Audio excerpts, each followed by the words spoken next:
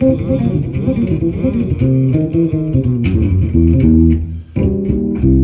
everybody, so I'm just going to post a lo-fi video today. You know, it takes a lot of time editing stuff on for these things, and sometimes I have like ideas just after teaching a student, and then when I have to set up the mics and do all these things and then edit stuff, I've lost the kind of whole momentum. So I'm going to be posting a few things. The quality is just going to be, I'm just shooting these on the phone, but I think you're going to get some cool stuff out of it. And it kind of gives you an idea of how I teach and what I teach to my more advanced students. So if you guys are thinking of studying with me, this gives you a bit more of an insight rather than me going, here's a 2-octave arpeggio exercise. It's like, yeah, this stuff's all good, but this is like some harmony stuff, which I think is what a lot of my students find the most interesting. So what I'm doing here, and this is how I often end up practicing, is I'm taking a standard or a fragment of a jazz standard. This is in fact, I'm using the chord sequence from Miles Davis's Solar, which you guys probably know.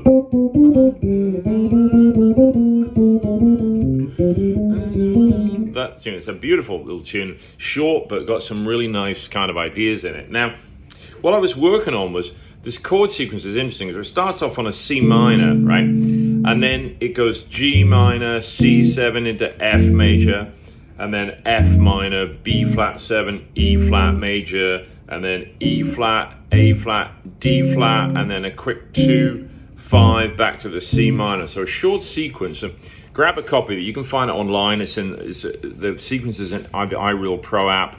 You find it in the fake book. You know, it's easy to find. Solar, S-O-L-A-R by Miles Davis. So I was kind of working on. So what the hell am I doing there? All right, I'll show you. So I'm thinking of transitioning over this C minor, and then it goes G minor, C7, but I'm ignoring the G minor. This is kind of key to this line I'm doing here. So I'm really just thinking of C minor tonality, and then I'm absorbing that G minor 7, the 2 chord of F that goes then to C7, and thinking of it all as C7. This means I'm playing a longer line over the C7, the 5 chord of F. So like I said, it's going C minor, G minor, C7, F, like that, right? But I ignore that G minor, so I'm thinking C minor here. And then where it goes to G minor, I'm thinking of C7 right from there. And that whole line there was from the half-whole diminished scale I was playing, superimposing that over the C7 sound, all right? Now, you might ask, well, why are you using diminished over a C7? Well, it's the C7, but I'm thinking of it, I'm implying a C7 with an altered 9 sound, a flat 9 and a sharp 9 in this particular idea. So that flat 9 or a sharp 9 is one of those extensions, like tensions, that a dominant 7 supports really well, depending on if you're playing under a melody, of course, but this is when I'm soloing. If the chord is specified as a C9, that means there's a D present. But if it's C7 with no 9 specified, this is a great time to try this. If it's C7 flat 9 or C7 sharp 9 written, you can use the half-whole diminished, which contains both 9s, the flat and the sharp 9. It's really cool. So I want some tension in that dominant, so that when it resolves into the F major, it feels like we've released that tension and moved into this new tonal center, right? So my first idea here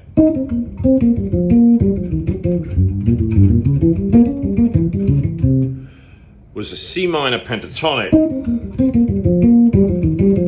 right? That's just C minor pentatonic. I'm just starting on an E flat there, and that fits over that chord well. Then when it went to effectively what I'm thinking is 2 bars of C7, not 1 of G minor, 1 of C7, and I might throw up the chord sequence for Solar above here because there's some dead space here. So I'll probably throw the chord sequence up, you can see it. So here, instead of worrying about the G minor and thinking, oh, what do I do there? So I'm just making it all C7. It gives me longer to play and a more interesting idea on that C7 chord. So what I did, and I made it more obvious on that particular version, I put more of a, did like a straight diminished arpeggio run.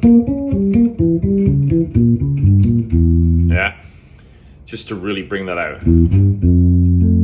See, and resolves into F major perfectly, right? So we have C minor, All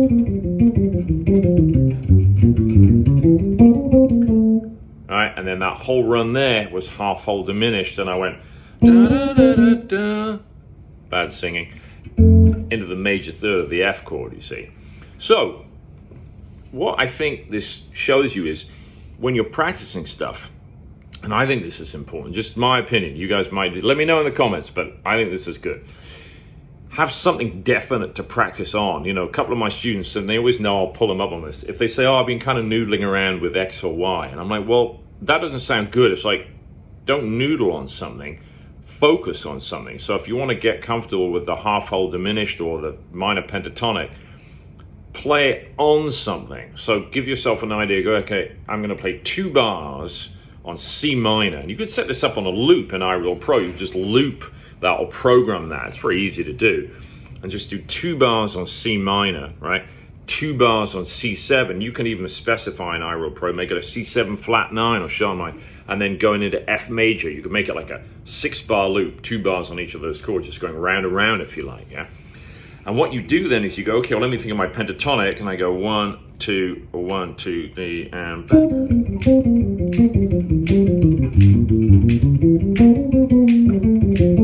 right? So there, it's a perfect example of it. 1, 2, 1, 2, 3, 4.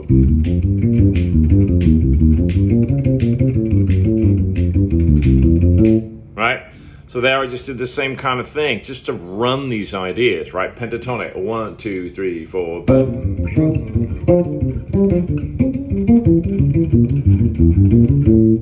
See, and I just did that long diminished arpeggio down. Now, that one I'll show you just note for note. So what am I doing here? So this is a diminished arpeggio. Now, when you have a C7, and we want to imply that flat 9 here, for example, right? What I'm doing is I'm thinking of a diminished 7 arpeggio, a half step up from the root, all right? Or based off the flat 7 or the major third or the 5th or the flat 9. It's a symmetrical 4-note pattern. It's going to have, look, if I start on D flat, the flat 9 is C7, D flat, E, G, B flat, those are the 4 notes, right? Well, they'll repeat symmetrically. I can start on any of those 4 notes. Look, D flat, E, G, B flat, E, G, B flat, D flat, G, B flat, D flat, E, B flat, D flat, E, G, right? So the diminished scale is symmetrical. The scale itself consists of a half and a whole step. I'm going to do a full video series that you can buy on my website on diminished harmony, and we're going to do a serious deep dive. It'll probably be a 2 or a 3-part video because I could do 3 hours of videos on this easy. But this is just a little taster. I think it gives you a little flavor, which I think you'll dig, all right?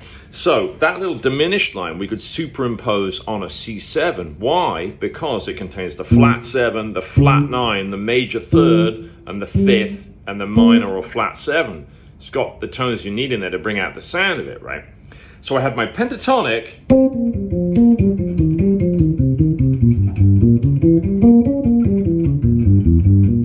See what I mean? You can immediately hear the difference in sound, can't you, from that minor pentatonic sound, which gives us our C minor sound, right? And then we hit the C7, right? That's very descriptive of the sound of that C7. Now we can mix that with an idea. Jaco did this in Donna Lee. He did that half whole.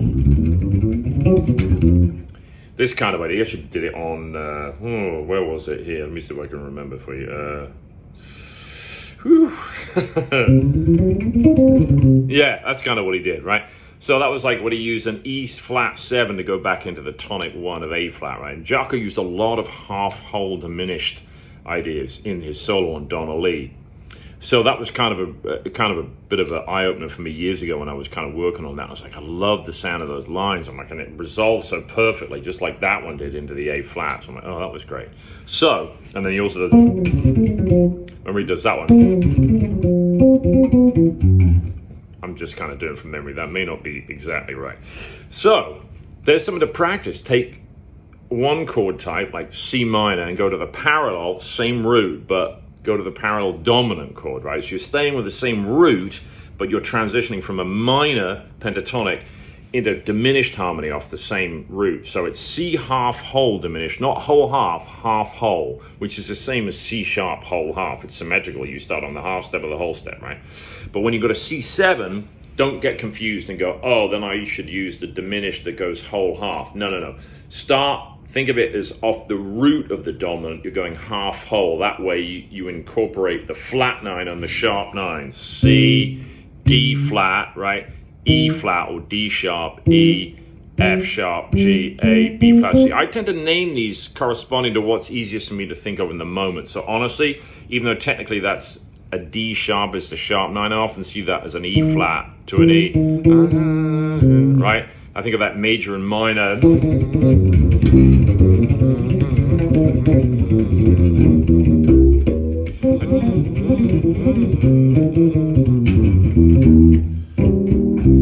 I think of that sound as being like it's a minor sound, isn't it? You've got this weird thing of a minor and a major third, but it's a sharp 9 technically, all right? So get comfortable with that. Practice over something specific. Give your practice focus. All right, there you go. So that was a little over 10 minutes. Hope you guys hung with it. I know it was a little long, but hopefully that's just interesting. This is like the stuff that I go through with my students, obviously slower, and we do this in a longer time period, but this is an insight into it. And I thought you might find it interesting rather than like sort of a, 2-minute quick fix or, the one secret lick that'll turn your life around. That really doesn't exist. So let me know if you dig it. Don't forget, check out my website, support the site, support the channel. You can do the buy me a coffee thing. You can send me $10,000. I can buy a new mountain bike for Christmas. You know how much I love mountain biking. And I'll see you on the next one. All right, bye.